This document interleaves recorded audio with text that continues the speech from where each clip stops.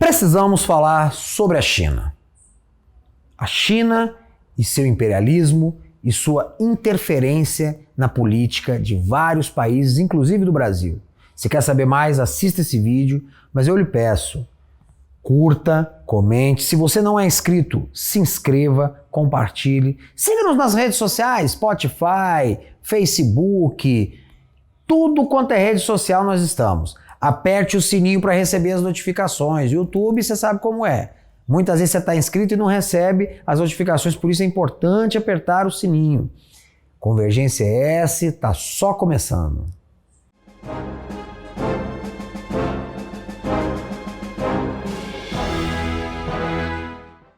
Olá, meus amigos, aqui quem fala é o Wellington Calegari e vamos falar sobre China. Será que estamos diante de um século chinês, o século XXI? É cedo para falar, mas é muito importante conhecermos o que é a China, do que se trata e do que interfere conosco. Eu vou tentar aqui fazer nesse vídeo falar de 3 aspectos que nos interessam. Falar um pouco brevemente sobre o que é a China atual, de onde ela veio e o que ela quer, sobre a relação China-Brasil e o atual e o futuro dessas relações. Então vamos lá. Falando da China. A China é o país mais populoso do planeta, mais de 1 bilhão e 400 milhões de habitantes. Ser uma grande potência para a China não é novidade, é uma nação milenar. Foi unificada em 245 a.C. pelo imperador dragão Shi Huangdi. É uma das nações mais antigas do planeta e sempre foi enorme, poderosíssima, embora muitas vezes isolada e não participando da história ocidental. Isso também é fato. Por volta do século XIX passou por um momento de crise, né? Após a Guerra do Ópio, entre 1839 e 1842, a China foi derrotada pela Inglaterra e humilhada, né? Durante o período do imperialismo, mais ou menos num período entre 1842, do final da Guerra do Ópio, até a Revolução Comunista de 1900, mais de 100 anos depois, 1949, a China viveu um caos. Nesse período, a China virou o playground do imperialismo e do colonialismo mundial. Tudo quanto é potência mundial fazia o que queria na China. O país não tinha um governo capaz de impor a ordem em todo o seu território, como teve séculos antes. A monarquia caiu, veio uma república em 1911. Essa república não foi novamente capaz de manter a estabilidade. Na década de 20, o país estava dividido entre vários senhores da guerra, né? Generais, coronéis que tinham o controle de regiões inteiras da China e que disputavam o poder entre si. Para complicar ainda mais esse caldeirão da morte, você tinha 2 partidos disputando o poder também.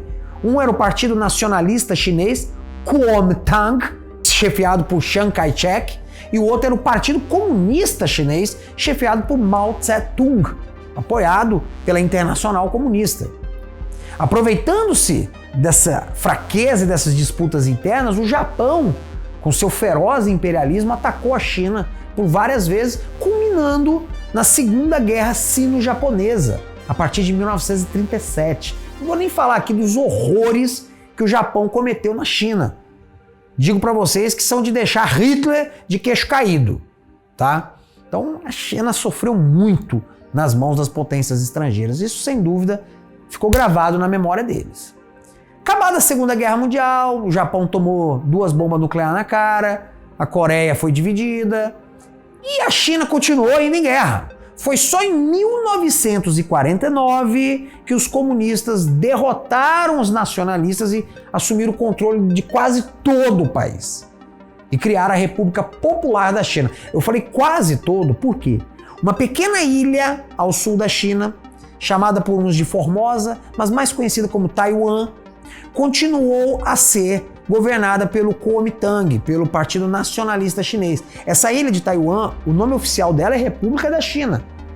E até hoje ela diz representar todo o povo chinês, enquanto que a República Popular da China diz que essa ilha é uma província rebelde. Então, pra vocês verem o imbróglio, como que isso vai parar uma hora dessa. Então a China comunista surgiu. Querendo ou não, os comunistas conseguiram 2 façanhas: unificar o país com um governo forte em Pequim e expulsar todas as potências imperialistas que subjugavam o país. Foram façanhas. E isso deu a eles forte credibilidade junto à população.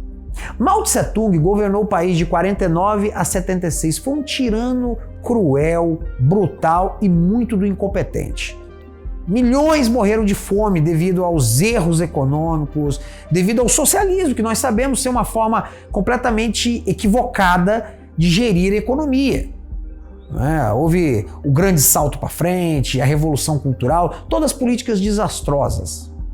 Porém, com a morte de Mao em 1976, houve mudanças internas dentro do Partido Comunista e em 79, uma nova ala do partido, liderada por um camarada chamado Deng Xiaoping, chegou ao poder.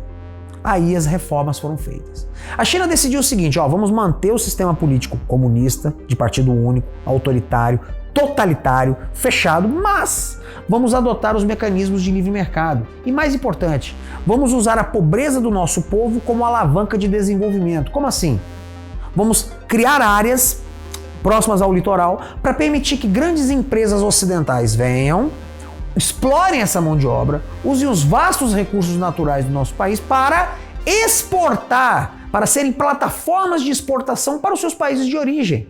Então, um trabalhador americano que custaria $10.000, lá na China você pegava o mesmo operário por $500. Lucro certo. E assim várias empresas do mundo inteiro começaram a investir na China. Os investimentos foram se avolumando, essas áreas no litoral foram sendo ampliadas. Todas essas empresas, por sua vez, tinham que se associar com os chineses, geralmente pessoas com conexões políticas com o Partido Comunista. Logo, também surgiram empresas chinesas. Deu muito certo. O Ocidente achou que o investimento capitalista na China iria abrir também politicamente. É a velha ilusão de todo liberal. Ele acha que o dinheiro compra tudo, que o dinheiro faz tudo e que a China do século XXI seria uma democracia. Que lindinho, os chineses, tudo democráticos, votando em eleições livres, com vários partidos. Ledo engano, ilusão, bobagem. Não foi o que aconteceu. O que o Ocidente fez foi alimentar um monstro.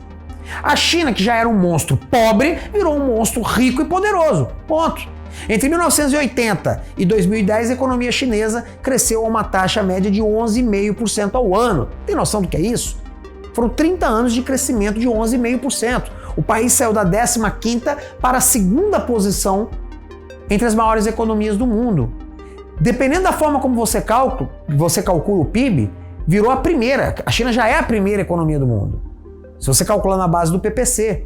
De 2010 para cá, ainda manteve um ritmo de crescimento médio de 8% ao ano. Então a China virou um gigante. Hoje ela produz sozinha 32% de todos os produtos maquinofaturados do planeta. Ela virou a verdadeira oficina do mundo. E com isso o mundo ficou também dependente da China, embora a China também dependa dos mercados mundiais. Hoje a China tem grana. E quando eu falo China, que fique claro, não é o povo chinês. Não estou aqui atacando o povo chinês de forma alguma, um povo maravilhoso, fantástico, uma cultura esplêndida. Estou falando do governo chinês. Mais precisamente, o Comitê de Defesa do Politburo do Partido Comunista Chinês. Ponto. Esses são os caras que estão em torno do presidente Xi Jinping, que é o líder máximo, é o ditador da China e que é quem manda no país. O povo chinês é um povo subjugado. De um lado, por uma repressão brutal, do outro, por um controle estatal total, internet, câmeras e tudo mais, e por outro, pela política de pão e circo, porque o país gera empregos demais, querendo ou não, melhorou muito o padrão de vida da população, então a população também fica calada. E assim a China cresce. Mas o objetivo desses caras do Partido Comunista é só um poder interno? De forma alguma. Xi Jinping já anunciou, ele quer que até 2050 a China se torne a grande potência global, maior do mundo, militar, economicamente, maior marinha, maior exército, e eles estão investindo pesado na marinha, pesado na força aérea, pesado no exército. Já possui hoje o melhor sistema de defesa antiaérea do mundo. A marinha dele já está construindo, já tem um porta-aviões, já está com o projeto de mais porta-aviões aí vindo, de grande porte. É o país que mais está construindo navios no mundo hoje. Em tonelagem, já ultrapassou os Estados Unidos, embora não em tecnologia e outras coisas, em armamentos. É uma potência nuclear. Está usando os trilhões de dólares que possuem seu fundo soberano. Fundo soberano, para quem não sabe, é um dinheiro que eles têm fora da China com dinheiro das exportações chinesas. É um dinheiro que a China tem, pertence praticamente ao governo e que eles usam para comprar dívida externa de países como Portugal, que hoje praticamente segue o que a China manda, para comprar um porto inteiro como o Porto de Pireu na Grécia, que pertence aos chineses, para construir bases no Sri Lanka, colado ali na Índia, que já se sente ameaçada. Então a China vem investindo pesado nisso. Aí eu entro no segundo aspecto que eu falei, Brasil. Onde que o Brasil entra com a China? Bom, nosso maior parceiro comercial hoje é a China. E isso até beneficiou o Brasil. Ao longo da primeira década do século XXI, a fome, a voracidade chinesa por commodities fez com que o preço do minério de ferro, da soja, da carne, enfim, de vários produtos que o Brasil exporta, disparasse no mercado internacional. Resultado, o Brasil aumentou muito suas exportações, conseguiu ter vários superávites comerciais e hoje temos reservas em moeda estrangeira confortáveis. O Brasil hoje não é um credor internacional. Olha que bacana por um lado. Nós dependemos do comércio com a China. Mas é um ledo engano achar que isso é uma relação apenas comercial e tal. A China tem interesse estratégico no Brasil, assim como tem na Austrália e em outros países que fornecem a eles produtos de que eles necessitam. Grandes corporações chinesas vêm comprando terras no Brasil, vêm comprando partes significativas da infraestrutura.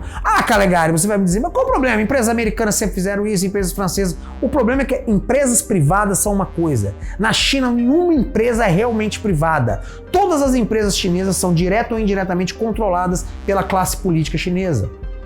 As grandes corporações chinesas ou são estatais ou são empresas de capital aberta com membros do Partido Comunista no conselho de direção, no conselho de acionistas com poder de veto. Ninguém faz negócio na China, ninguém abre um grande negócio sem não obedecer às metas do partido. Então, em cada grande corporação chinesa existe o dedo do Xi Jinping. Não à toa existem denúncias no mundo inteiro contra a Huawei, aquela gigante que está da área de informática, que está implantando o 5G em alguns países, está sendo rejeitado porque denúncias de espionagem industrial, denúncias de infiltração, de guerra cibernética. Então o Brasil tem uma relação necessária com a China e não deve romper. O Brasil precisa do mercado chinês, assim como a China depende talvez até mais do Brasil. Porque os chineses precisam alimentar seus milhões, suas centenas de milhões de habitantes, precisam de energia e o Brasil tem isso. E aí eu chego ao terceiro aspecto. Qual é o futuro dessas relações? Cuidado. Precisamos ter muito cuidado.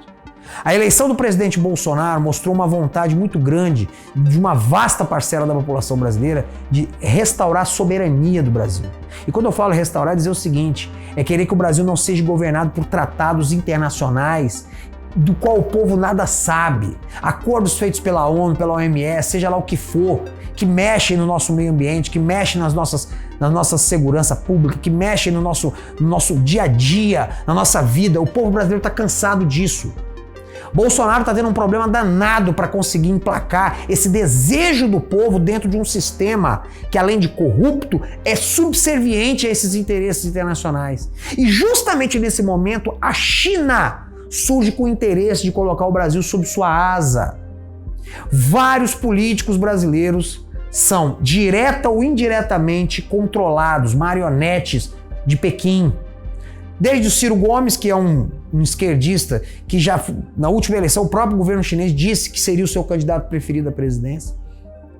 Até figuras aparentemente suspeitas, como o governador de São Paulo, Dória, que vive indo para a China, traz investimentos chineses. Isso é teoria da conspiração? Não. Só vou chamar a atenção de vocês porque aconteceu na Argentina. Após a eleição do Macri na Argentina, os chineses colocaram naquele país um embaixador. Qual o problema? É normal, todo país tem embaixada, troca de embaixada e tal. Esse embaixador é o mesmo que está no Brasil agora. E sabe o que ele fez na Argentina?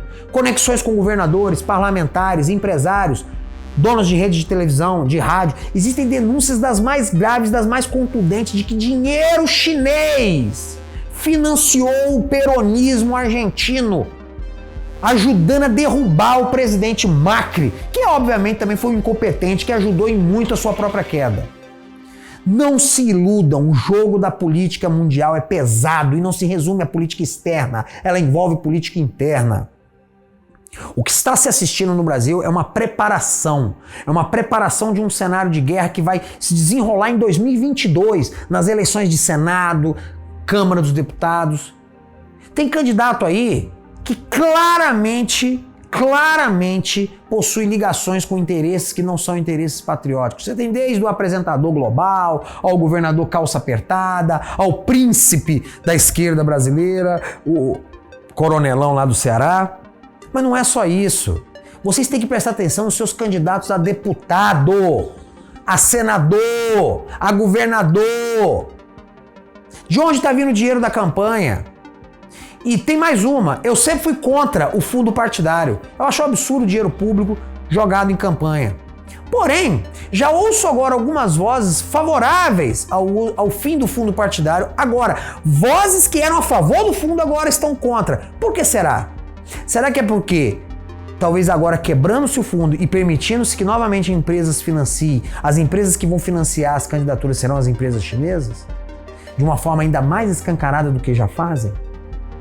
Então temos que tomar cuidado. As eleições de 2022 poderão decidir se o Brasil vai se transformar num protetorado, numa colônia ou não da República Popular da China. Aqui quem fala é o Wellington Calegari, do Convergência S. Um forte abraço.